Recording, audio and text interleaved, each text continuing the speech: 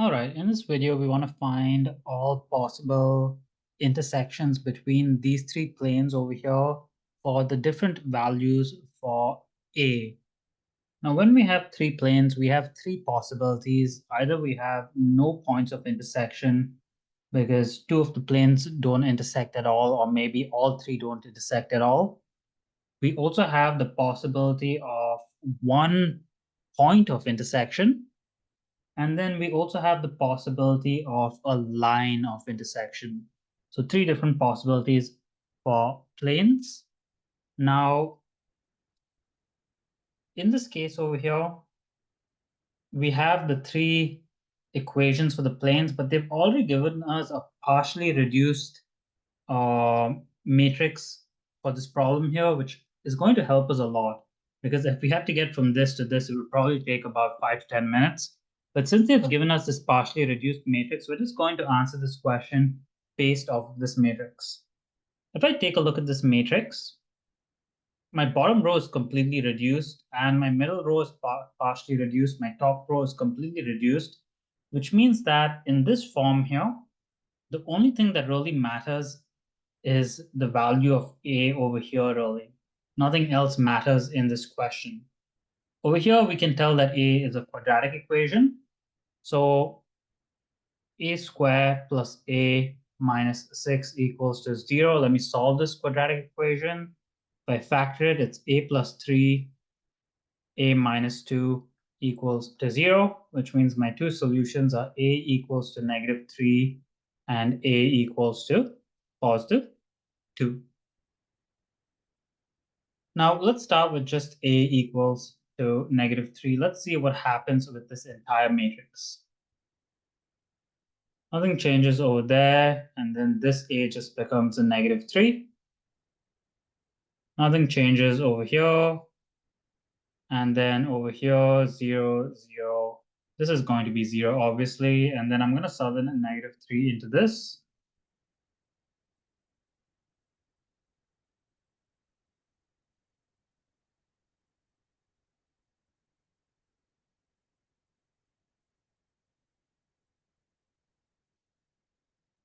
And I get positive 15.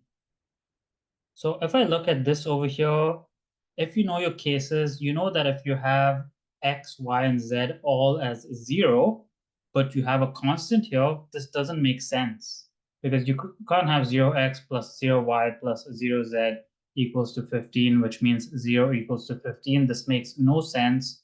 So when a equals to -3, there are no points or lines of intersection. So there's no intersection between the three planes over here. Let's take a look at the second value here where A equals to 2. When I have A equals to 2, again, I'm going to fill out my matrix. So 1, 0, 0, and my A value here is 2. Second row does not change at all. Third row is 0, 0, 0, and then if I sub in 2 over here, 2 squared is 4, 4 minus 4 is 0. So remember, when you have a complete 0 here, this means that we have a line of intersection. And then we have any other possible value for A, which means that A does not equal to +2 or -3. That is our final case in this question, which means you can literally pick any value for A, it doesn't matter. So maybe you want to do like 1 or 2 test cases. So I'll start by just picking A equals to 0. If I pick A equals to 0, my matrix is going to be 1, 0, 0, 0.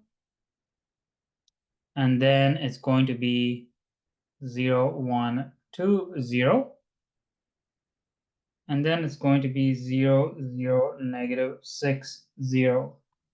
Which means that if I look at this over here, I can reduce this down even further and solve it because I have x, y, and z coordinates, and I can get a unique solution over here, which means that in this case, there is a point of intersection between the three planes.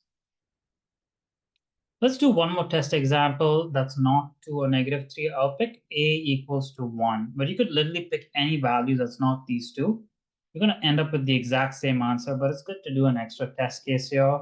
This is going to give me 1, 0, 0, and 1, 0, 1, 2, and 0, and then 0, 0. If I sub in 1 into this equation, that's 1, 2, 2 minus 6 is -4.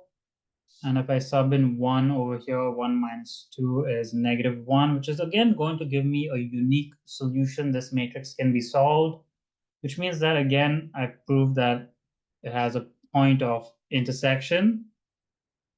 So this just means that in this question, if your A value is equal to 2, you're going to have a line of intersection. If your A value equals to -3, you're going to have no intersection.